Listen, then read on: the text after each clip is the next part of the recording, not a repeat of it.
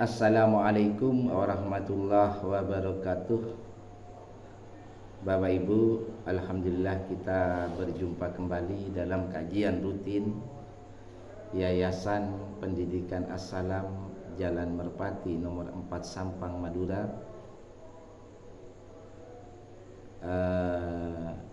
Hari ini Selasa 8 November 2025. Tema pada pagi hari ini adalah musibah juga terjadi karena kesalahan tangan manusia. Bapak Ibu yang saya hormati, di dalam kehidupan kita di dunia ini, pada hakikatnya kita tidak pernah lepas dari ujian dan musibah dan cobaan. Memang kodrat kita sebagai manusia selama kita hidup di dunia, maka musibah itu akan melekat pada diri kita.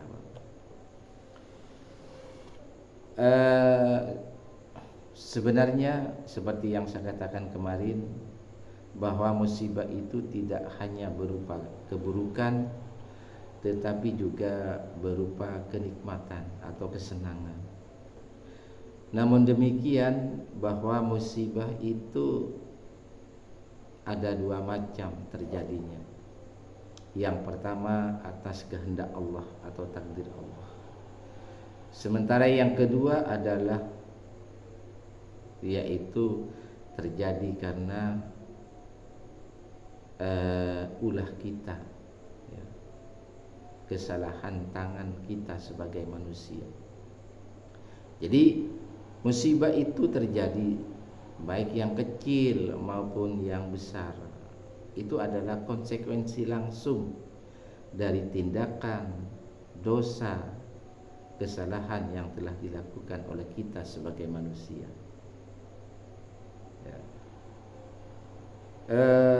Hal ini terkait dengan masalah hal-hal yang dilarang oleh Allah. Kita banyak bermaksiat kepada Allah, yang menyebabkan Allah itu justru menjadi murka kepada kita. Bapak Ibu yang saya hormati, mari kita renungkan ada sebuah ayat dalam Al-Quran surat As-Surah atau surat 42 ayat 30. Allah berfirman, mudah-mudahan ini menjadi renungan bersama, wa ma asabakum, dan apa saja yang menimpa kalian. Jadi ayat ini ditujukan kepada orang mukmin atau orang-orang yang beriman kepada Allah. Maksudnya supaya berhati-hati. Jadi ayat ini memberikan peringatan kita supaya mengevaluasi diri. Mim musibatin, berupa musibah atau berupa malapetaka atau berupa kesengsaraan, fabima kasabat aidikum, maka adalah karena perbuatan tangan kalian sendiri. Artinya karena dosa-dosa yang telah kalian lakukan sendiri. Jadi sebetulnya kejadian-kejadian yang kita alami itu tidak lepas daripada apa yang kita lakukan. Kita banyak bermaksiat kepada Allah, kita banyak durhaka kepada Allah, kita banyak melanggar perintah Allah. Jadi musibah itu disebabkan selain karena kehendak Allah, maka disebabkan oleh tangan-tangan manusia yang selalu bermaksiat kepada Allah. Wa ya'fu an kasirin, dan Allah memaafkan sebagian dari dosa-dosa itu. Dan Allah tidak pernah membalas, walaupun kita istilahnya melanggar perintah Allah yang menyebabkan musibah itu terjadi. Jadi ayat ini menjelaskan walaupun musibah itu datang karena kesalahan tangan manusia, Allah tetap memberikan ampunan yang sangat besar atas banyak dosa yang kita perbuat. Hal ini menunjukkan bahwa Allah memiliki keleluasaan tentang rahmat, tentang keadilan, serta bahwa musibah itu walaupun dilakukan oleh tangan kita sendiri, kalau kita kelola dengan baik, kalau kita menerima, bersabar tentang musibah itu, justru akan menjadi penghapus dosa. Bapak Ibu yang saya hormati, ayat ini juga mendorong kepada kita untuk introspeksi diri, ya, bukan hanya kepada orang lain atau takdir saat musibah datang. Dengan menyikapi musibah itu dengan sabar dan bertaubat, artinya betul-betul bahwa musibah itu karena kesalahan diri kita, bahwa musibah itu disebabkan karena kita itu melanggar perintah Allah, banyak bermaksiat kepada Allah, maka bisa mendapatkan pelajaran berharga dan terhindar dari hukuman yang lebih besar nanti di akhirat. Jadi Bapak Ibu, Allah Subhanahu wa taala itu begitu sangat-sangat menyayangi hambanya, walaupun hambanya berbuat salah, walaupun hambanya itu bermaksiat, durhaka kepada Allah, tapi tidak serta-merta Allah itu langsung memberikan hukuman, langsung mengeksekusi terhadap hambanya, tapi Allah masih memberikan kesempatan kepada hambanya untuk bertaubat, kepada hambanya untuk memohon ampun. Justru dengan bersabar ketika diberi musibah yang salah satunya disebabkan oleh, ya, kemaksiatan kita kepada Allah, tapi Allah masih memberikan jalan keluar yang begitu bijaksana. Orang yang sabar menerima musibah, maka Allah ampuni dosanya.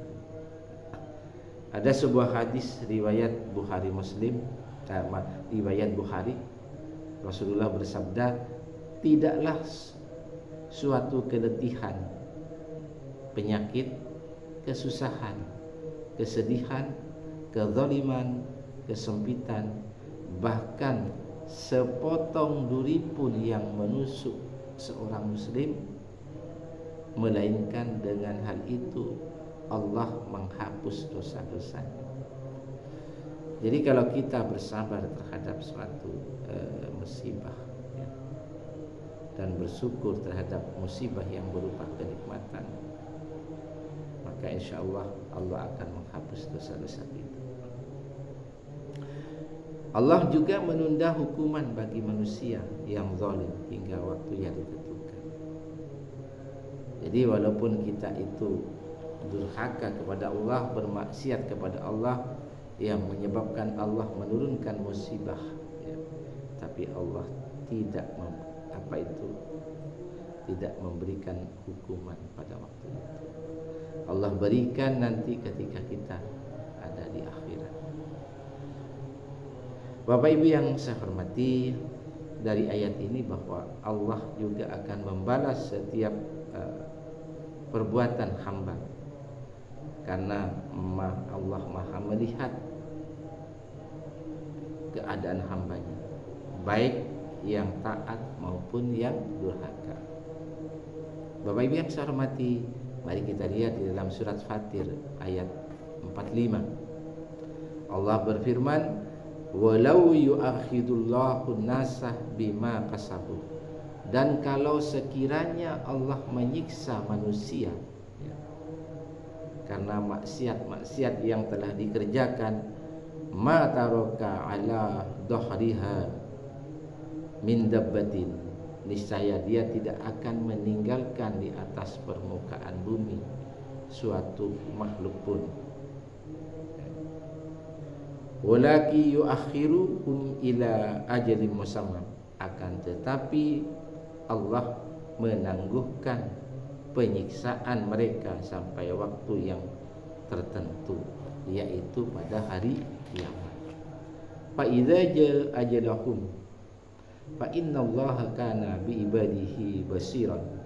Maka apabila datang ajal mereka, maka sesungguhnya Allah Maha melihat keadaan hamba-hambanya. Artinya apa? Allah akan membalas amal perbuatan mereka, yaitu dengan memberi pahala kepada orang yang beriman dan menghukum kepada orang-orang yang tidak mendapatkan petunjuk dari Allah atau selalu berbuat maksiat kepada Allah. Bapak Ibu yang saya hormati, dari ayat tadi bahwa ayat ini menegaskan tentang kebesaran Allah dan kasih sayangnya, karena Allah memberikan kesempatan kepada hambanya, yaitu manusia, untuk bertaubat sebelum datangnya hukum akhir. Bapak Ibu, marilah kita berusaha untuk senantiasa menjadi manusia yang baik, ya. Bab salah satu musibah yang datang itu disebabkan oleh tangan-tangan kita yang bermaksiat kepada Allah, oleh tangan-tangan kita yang selalu durhaka kepada Allah, oleh tangan-tangan kita yang selalu melanggar perintah Allah. Andai kata di muka bumi ini banyak orang yang baik, banyak orang yang selalu mensucikan jiwanya, ya, banyak orang-orang yang menjaga kalbu kirinya sehingga jiwanya selalu berkomunikasi dengan Allah. Andai kata di muka bumi ini banyak orang-orang yang istiqomah di dalam beribadah kepada Allah, maka niscaya keadaan kehidupan kita akan bahagia, penuh barokah, dan selalu dalam lindungan Allah Subhanahu wa ta'ala. Mudah-mudahan ini menjadi renungan bersama. Terima kasih. Wassalamualaikum warahmatullahi wabarakatuh.